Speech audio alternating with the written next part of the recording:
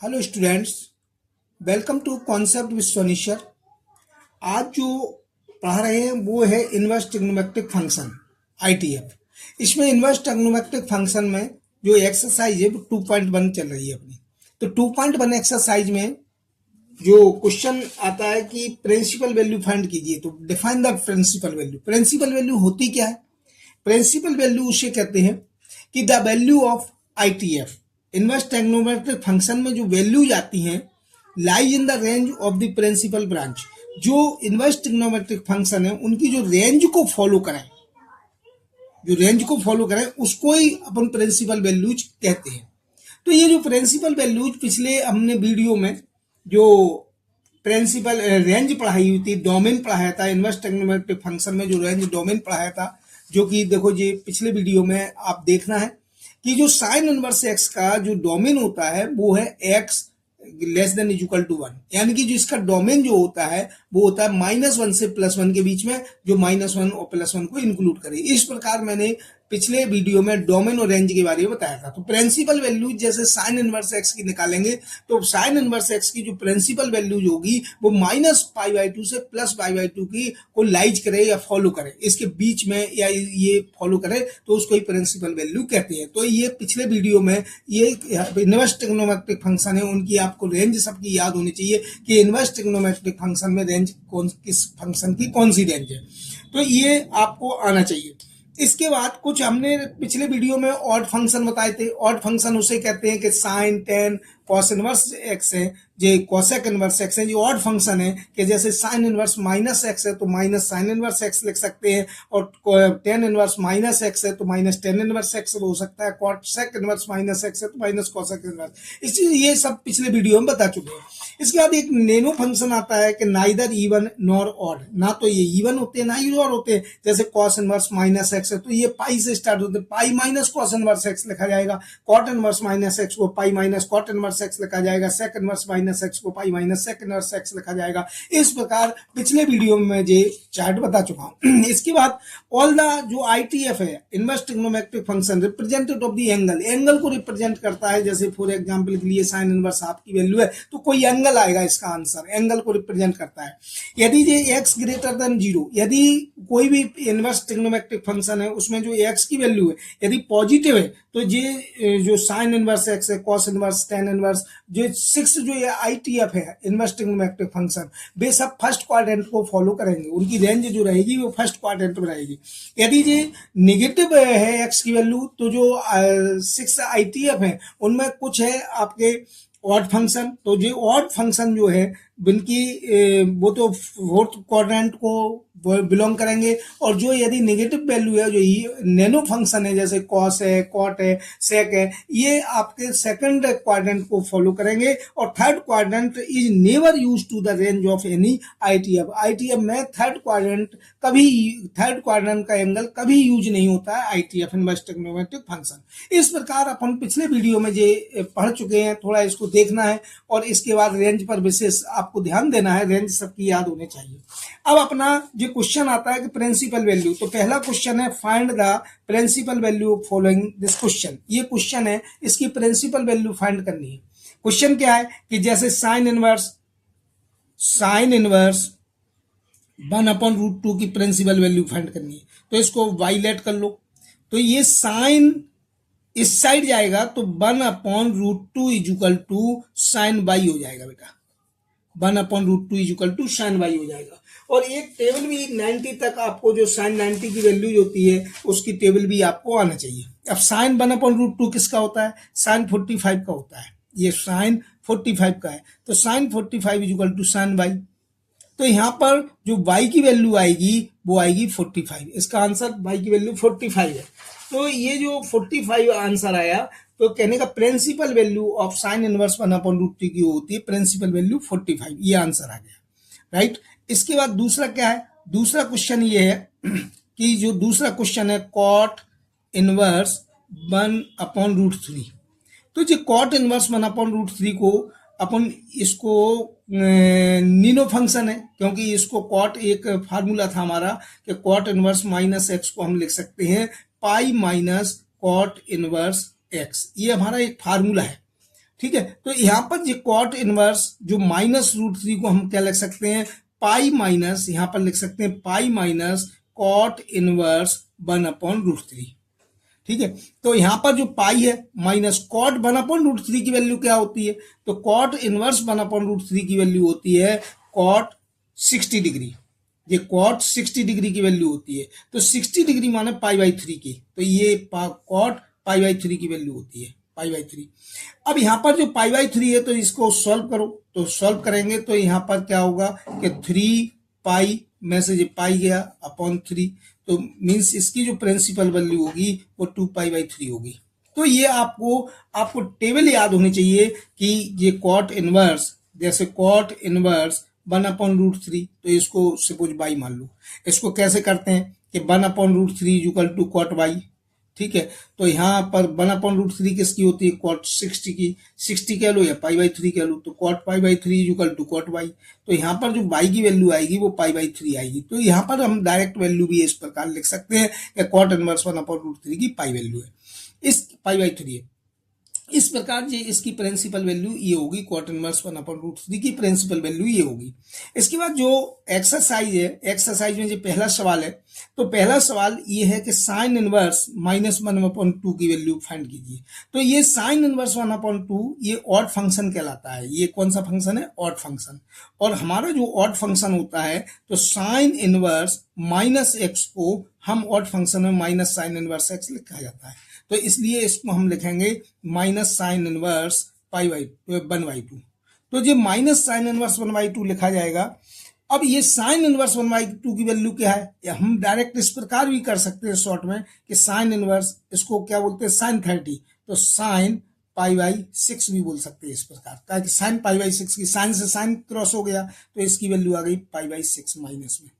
तो ये जो इसकी जो प्रिंसिपल वैल्यू ये हो गई, तो principal value of sine inverse -1/√2 की जो प्रिंसिपल वैल्यू होगी वो होगी -पाई/6। इस प्रकार ये दूसरा क्वेश्चन क्या है, दूसरा क्वेश्चन ये है कि कॉस इनवर्स √3/2, तो कॉस इनवर्स √3/2 को बाई लेट कर, तो लेट करके ही मान सकते हैं, तो कॉस इनवर्स, तो ये कॉस उस साइड गया तो √3/2 इक्वल टू कॉस बाई भी बोल सकते हैं, cos by, √3/2 equal to cos by.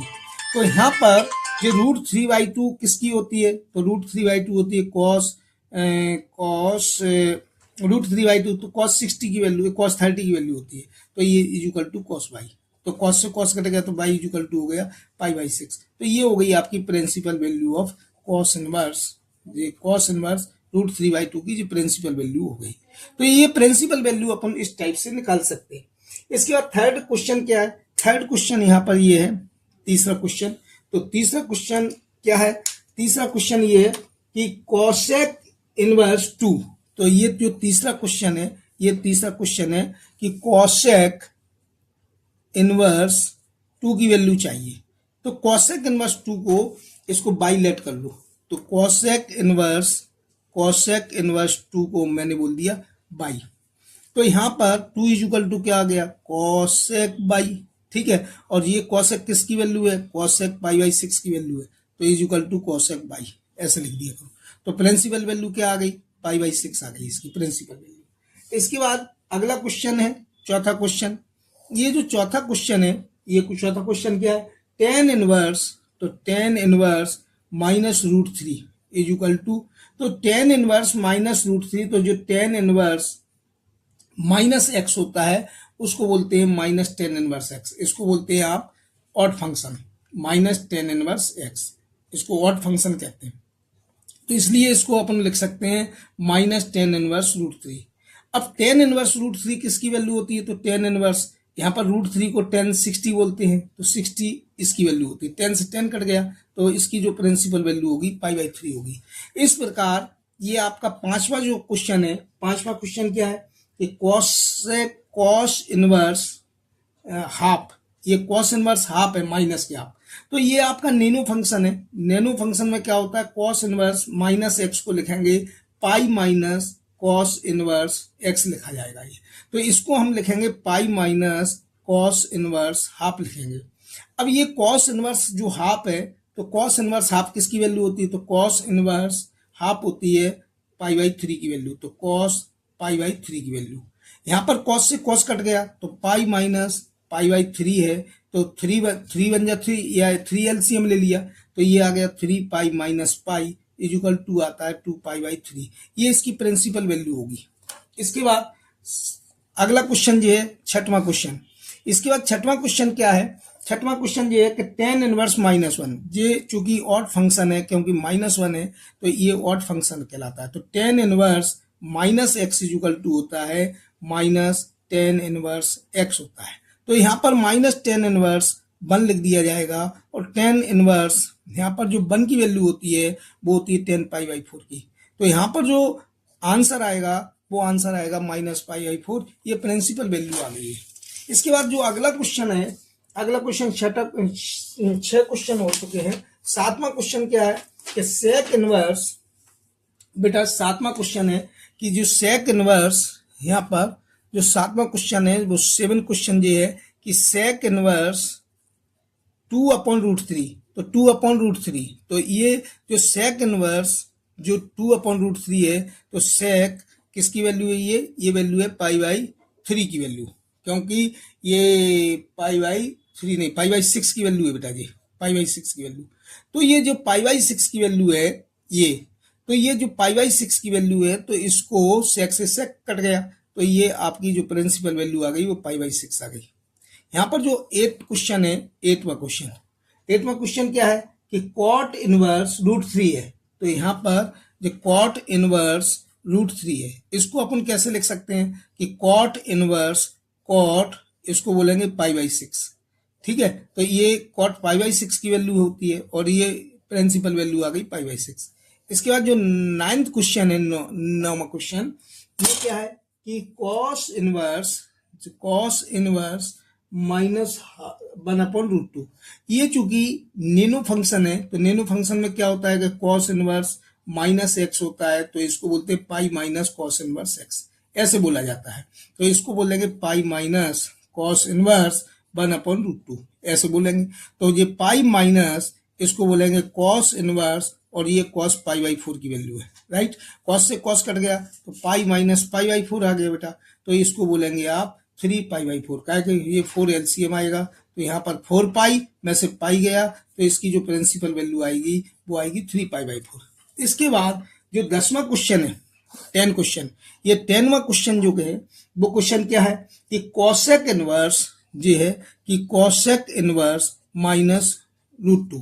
तो ये जो कॉसेक इनवर्स माइनस एक्स है इसको ऑड फंक्शन बोलते हैं, इसको माइनस कॉसेक इनवर्स एक्स लिखा जाता है तो इसलिए इसको माइनस कोसेक इनवर्स रूट 2 लिखा जाएगा। अब इसको माइनस कोसेक इनवर्स और रूट 2 की क्या है कोसेक पाई बाई 4 की वैल्यू है बेटा जी, तो जो इससे माइनस कर दिया तो माइनस इसकी पाई बाई 4 प्रिंसिपल वैल्यू आई। इस प्रकार ये 10 क्वेश्चन थे।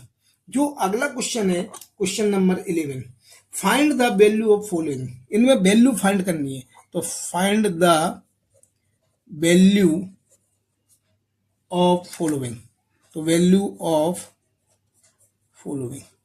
तो ये जो क्वेश्चन दिया है जैसे 11वां क्वेश्चन क्या है कि tan inverse 1 plus cos inverse minus half plus sine inverse minus half minus 1/2, इसकी वैल्यू फाइंड करनी है अपन को। तो यहाँ पर इसको अपन इस प्रकार लिखेंगे कि जो टेन इनवर्स 1 है इसकी वैल्यू तो पाई बाई 4 है और ये नैनो फंक्शन है तो इसको अपन इस पर दोबारा रिपीट कर रहे हैं कि इसको टेन इनवर्स 1 को तो एज इट लिख लो, ठीक है, प्लस ये आपका नैनो फंक्शन है तो इसको लिखते हैं pi minus cos inverse half, ऐसे लिखा जाएगा इसको, और इसको लिखेंगे माइनस साइन इनवर्स हाफ। तो ये लिखने का तरीका है, right.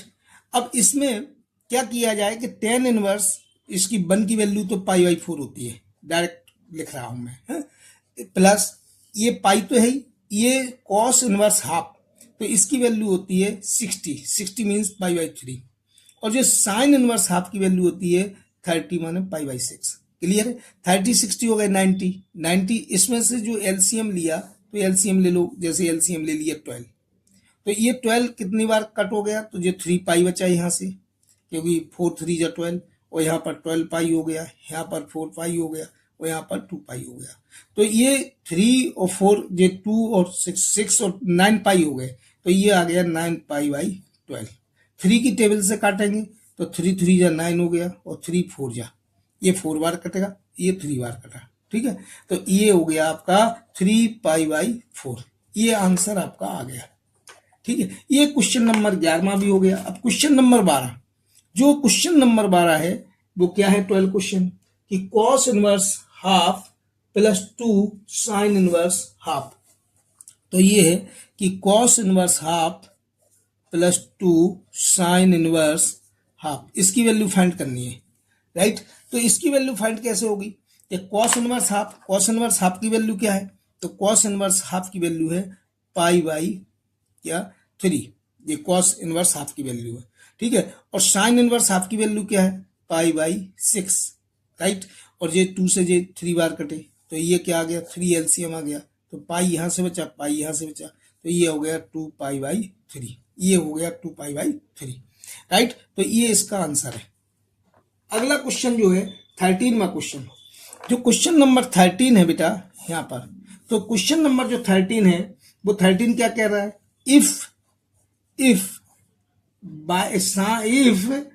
Sign inverse x is equal to y, sine inverse x is equal to y, तो देन ये पहला क्वेश्चन ए है कि ये जो बाई की वैल्यू है, बाई को यहाँ रेंज बोलते हैं, रेंज माने आंसर, तो ये जो रेंज है इसकी साइन इनवर्स एक्स की रेंज है, तो वो कह रहा है कि 0 से पाई के बीच में है।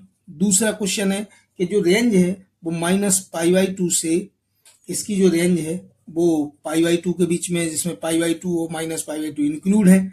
और सी क्वेश्चन क्या है, इसकी रेंज है कि 0 से पाई के बीच में है, जिसमें 0 पाई इंक्लूड नहीं है। और डी वा जो क्वेश्चन है वो क्या कह रहे हैं, डी वा कि इसमें माइनस पाई बाई 2 से प्लस पाई बाई 2 के बीच में इसकी रेंज है, जिसमें दोनों ये इंक्लूड नहीं है। तो हमने अभी पढ़ाया था कि रेंज उसे कहते हैं, साइन इनवर्स एक्स की रेंज है कि जिसमें माइनस पाई बाई 2 से प्लस पाई बाई 2 के बीच में होती है और इसमें ये दोनों इंक्लूड होते हैं, तब इसकी ये रेंज होती है।